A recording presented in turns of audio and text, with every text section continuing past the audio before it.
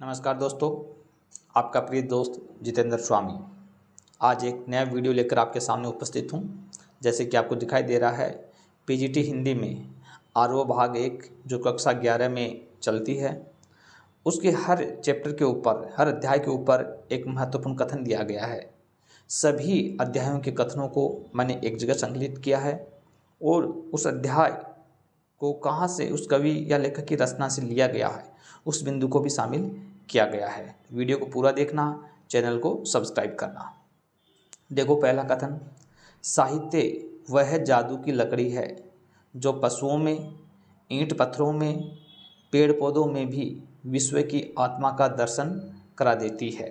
यह कथन आपका दोस्तों प्रेमचंद का है, जो उनकी रचना जीवन में साहित्य का स्थान, वहाँ से ये लिया गया है। नमक का दारोगा कहानी मानसरोवर के भाग 8 में संकलित है, जिसका प्रकाशन वर्ष 1950 में हुआ। यह एक आदर्शोन्मुख यथार्थवादी कहानी है। नमक का दारोगा दोस्तों अपने पाठ्यक्रम में संकलित कहानी है, ध्यान से इस तथ्य को देखना। दूसरा कथन देखिए, समय ही वह रंग है जो अनेक अनेक रंगों में विभाजित होता है और पठन पाठन प्रक्रिया द्वारा फिर एक हो जाता है। यह कथन दोस्तों कृष्णा सोबती का है, जो शब्दों के आलोक में उसकी रचना है, उससे संकलित किया गया है। देखो, मियां नसीरुद्दीन शब्द चित्र हम हस्मत नामक संग्रह से लिया गया है। ये मियां नसीरुद्दीन अपने पाठ्यक्रम में शामिल है अध्याय। जिंदगी नामा के लिए सन 1980 में साहित्य अकादमी पुरस्कार तथा 2017 ईस्वी में भारतीय ज्ञानपीठ पुरस्कार से सम्मानित किया गया था। तीसरा कथन, अच्छी तकनीक वह है जिसका इस्तेमाल दिखाई न पड़े। ये पटकथा 16 के साक्षात्कार से सत्यजीत राय का कथन है। इनके द्वारा निर्देशित पहली फीचर फिल्म पथेर पांचाली 1955 ईस्वी में बांग्ला भाषा में प्रदर्शित हुई थी। अपने पाठ्यक्रम में शामिल है। अपू के साथ 2.5 साल नामक संस्मरण पथेर पांचाली फिल्म के अनुभवों से संबंधित है। इसके बांग्ला संस्करण का हिंदी अनुवाद विलास गित्ते ने किया था। तो अपू के 2.5 साल है वो संस्मरण विधा की रचना है। आगे देखते हैं। चौथा कथन क्या है, जो लिखना था वो लिख गया, अब खुलासा बात यह है कि एक बार शो और ड्यूटी का मुकाबला कीजिए। यह कथन बाल मुकुंद गुप्त का है। शिव शंभू की चिट्ठे जो उनकी रचना है, उससे लिया गया है। विदाई संभाषण नामक पाठ शिव शंभू के चिट्ठे नामक रचना से लिया गया है। पाठ में भारतीयों की बेबसी, दुख एवं लाचारी को व्यंग्यात्मक ढंग से लॉर्ड कर्जन की लाचारी से जोड़ने की कोशिश की गई है। तो विदाई संभाषण पाठ है वो शिव शंभू की चिट्ठे नामक रचना से लिया है, ध्यान रखना इसको। पांचवा कथन देखते हैं, अंतर की घुमड़ती वेदना को आंखों की राह बाहर निकाल लेने पर मनुष्य जो भी निश्चय करता है वे भावुक क्षणों की अपेक्षा अधिक विवेकपूर्ण होते हैं। यह कथन दोस्तों शेखर जोशी का है। दाजू जो उनका एक कहानी संग्रह है, उससे लिया गया है। दाजू कहानी पर चिल्ड्रेन सोसाइटी द्वारा फिल्म का निर्माण हो चुका है। गलता लोहा एक यथार्थवादी कहानी है जो समाज में जातिगत विभाजन के कई कोणों से टिप्पणी करती है। कहानी का प्रमुख पात्र एक ब्राह्मण लड़का है जो मोहन है। तो ध्यान देना दोस्तों, गलता लोहा है उनकी एक यथार्थवादी कहानी है। आगे देखते हैं।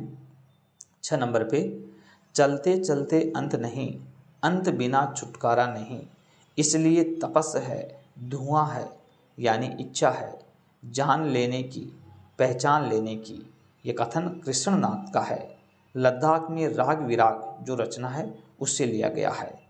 स्पीति में बारिश पाठ एक यात्रा वृतांत है। स्पीति हिमालय के मध्य में स्थित है।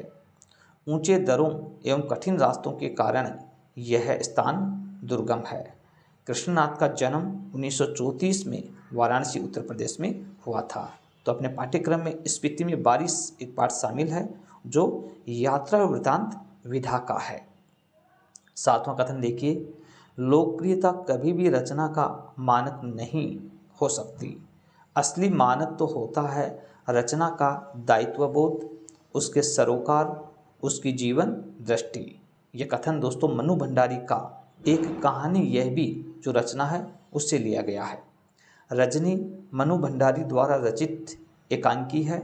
इसमें व्यवसाय बनती शिक्षा की समस्या की ओर ध्यान आकर्षित किया गया है। रजनी 90वें दशक का बहुचर्चित टीवी धारावाहिक रहा है। इस धारावाहिक के निर्देशक बासु चटर्जी थे। तो रजनी है जो मनु भंडारी द्वारा रचित वो एक एकांकी विधा की रचना है। याद रखना साथियों इस तथ्य को। 8वां कथन देखिए, अफसोस इस बात का नहीं है कि मौत बेरहम है, अफसोस इस बात का है कि अस्पताल बेरहम क्यों है। दोस्तों ये कथन कृष्णचंद्र का है और आईने के सामने जो उनका कहानी संग्रह है उससे लिया गया है। जामुन का पेड़ एक हास्य व्यंग्य कथा है। इस कहानी में सरकारी कार्यालयों में मानवीय संवेदना एवं दायित्व बोध के अभाव को उजागर किया गया है तथा सरकारी कार्यालयों के तौर तरीकों और कार्यशैली पर आक्षेप किया गया है। जामुन का पेड़ एक हास्य व्यंग्य कथा है, याद रखना। 9 नंबर देखिए, सच्ची संस्कृति को दुनिया के हर कोने से प्रेरणा मिलती है, लेकिन वह अपनी ही धरती पर पैदा होती है और उसकी जड़ें जन मन में समाई रहती हैं। यह कथन जवाहरलाल नेहरू का है। भारत की खोज जो उनकी रचना है उससे लिया गया है। भारत माता गद्य पाठ जवाहरलाल नेहरू की पुस्तक हिंदुस्तान की कहानी का 5वां अध्याय है। कौन सा अध्याय है? 5वां अध्याय। यह पुस्तक अंग्रेजी में है। इसका हिंदी रूपांतरण हरिभाऊ उपाध्याय ने किया था। तो हिंदुस्तान की कहानी से भारत माता पाठ लिया गया है। 10वां कथन देखिए, कलाक्रम एक विचित्र उन्माद है, इसे विश्वास से सहेजना है, संपूर्णता से पहाड़ों के धैर्य के समान, मौन प्रतीक्षा में अकेले ही। ये कथन सैयद हैदर रजा का है। आत्मा का ताप रचना से लिया गया है। आत्मा का ताप नामक अध्याय उनकी आत्मकथा का एक अध्याय है। इसका अंग्रेजी से हिंदी अनुवाद मधु बी जोशी ने किया था। प्रस्तुत अध्याय में रजा ने चित्रकला के क्षेत्र में अपने आरंभिक संघर्षों और सफलताओं के बारे में बताया है। तो ध्यान देना, आत्मा का ताप उनकी क्या है? आत्मकथा का है और उसका हिंदी अनुवाद मधु बी जोशी ने किया है। कथन नंबर 11 देखिए, मैं कहता हूँ आँखें देखी, तू कहता कागज की लेखी। यह कथन हजारी प्रसाद द्विवेदी का है जो कबीर वाणी में से शामिल किया गया है। कबीर की रचना बीजक जिसके 3 भाग हैं, साखी, सबद एवं रमीनी। कबीर को हजारी प्रसाद द्विवेदी ने वाणी का डिक्टेटर कहा है। प्रस्तुत पाठ में कबीर के 2 पद संकलित हैं। कबीर पहले पद में कबीर ने परमात्मा को सृष्टि के कण कण में देखा है।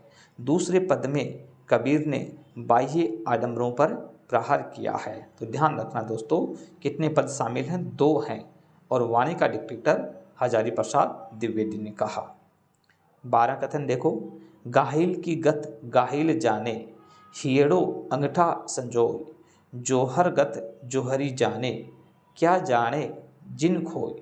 ये कथन परशुराम चतुर्वेदी का मीराबाई की पदावली से लिया गया है।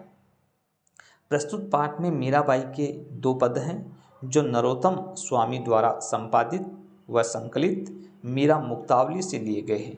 इन पदों की भाषा राजस्थानी मिश्रित ब्रज भाषा है। पदों में माधुर्य गुण एवं भक्ति रस लिया गया है। तो ध्यान से देखना दोस्तों, ये भी काफ़ी महत्वपूर्ण है। 13 नंबर कथन को देखिए, पराधीन रहकर अपना सुख शोक न कह सकता, यह अपमान जगत में केवल पशु ही सह सकता। यह कथन रामनरेश त्रिपाठी का है और पथिक जो उनकी रचना है उससे लिया गया है। पथिक कविता रामनरेश त्रिपाठी के खंड काव्य पथिक के प्रथम सर्ग से ली गई है। रामनरेश त्रिपाठी बाल साहित्य के जनक माने जाते हैं। बच्चों के लिए बानर पत्रिका भी इनके द्वारा निकाली गई थी। तो बाल साहित्य के जनक हैं और कौन सी पत्रिका? बानर पत्रिका निकाली थी। 14वां कथन देखिए, कविता के लिए चित्र भाषा की आवश्यकता पड़ती है। उसके शब्द सस्वर होने चाहिए, जो बोलते हों सेब की तरह, जिनके रस की मधुर लालिमा भीतर न समा सकने के कारण बाहर झलक पड़े। ये कथन सुमित्रानंदन पंत का है, जो उन्होंने पल्लव की भूमिका में लिखा था। पंत की कविता वे आंखें प्रगतिवादी दौर की कविता है। इस कविता में किसानों की दुर्दशा का मार्मिक जो वर्णन है वो किया गया है। तो वे आंखें कौन से दौर की कविता? प्रगतिवादी दौर की कविता है। कथन नंबर 15 देखिए।